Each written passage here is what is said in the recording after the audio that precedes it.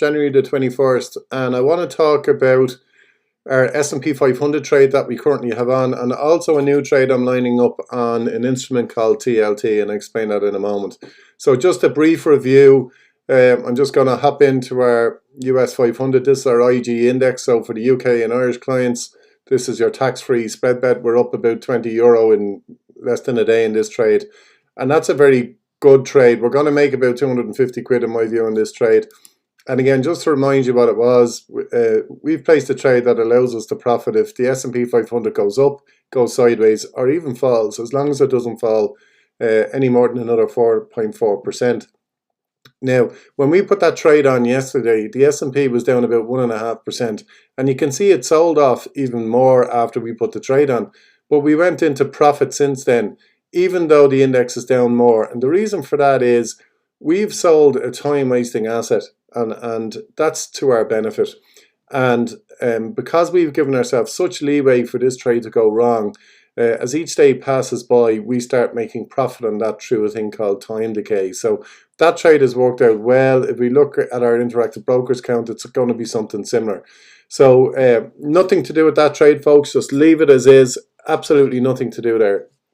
The trade I'm starting to line up for the interactive brokers account, so this wouldn't, we can do this on the IG index platform tax-free as well. I'll show you how, but it's better on the interactive brokers account. So TLT is an exchange traded fund, first of all, and it tracks the rates on the US treasuries that have 20 years or more to maturity.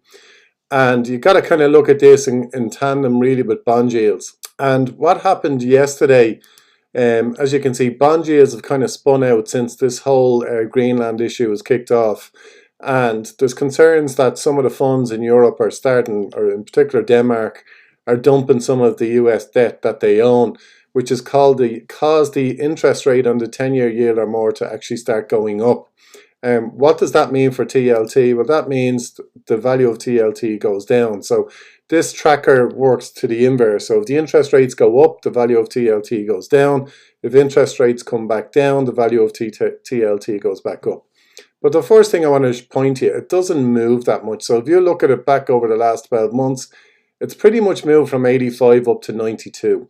So that's a very tight range in a year. But let's call it less than 8-9%.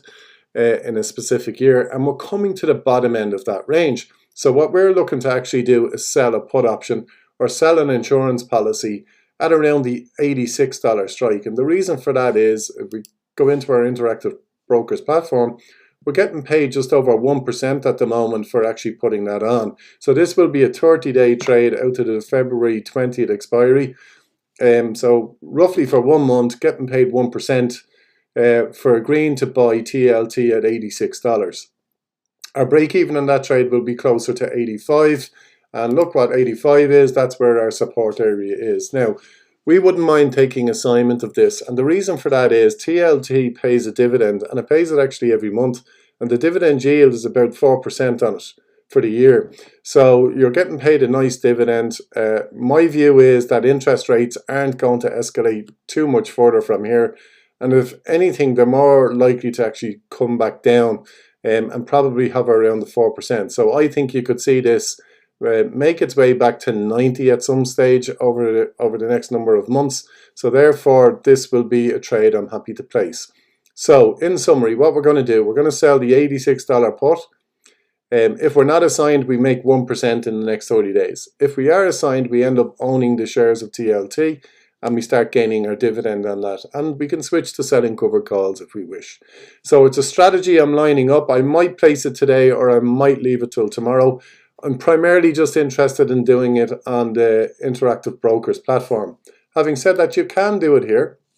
So we go into our options and we start looking at some of the options stuff that you can do down here. It's actually down here. You can see the iShares 20+ year Treasury Bond.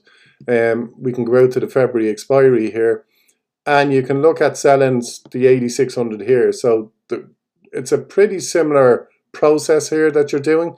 So we clicked on the bid price here. Now the margin requirement on this is quite high, but let's say we did a bet size of 5 here.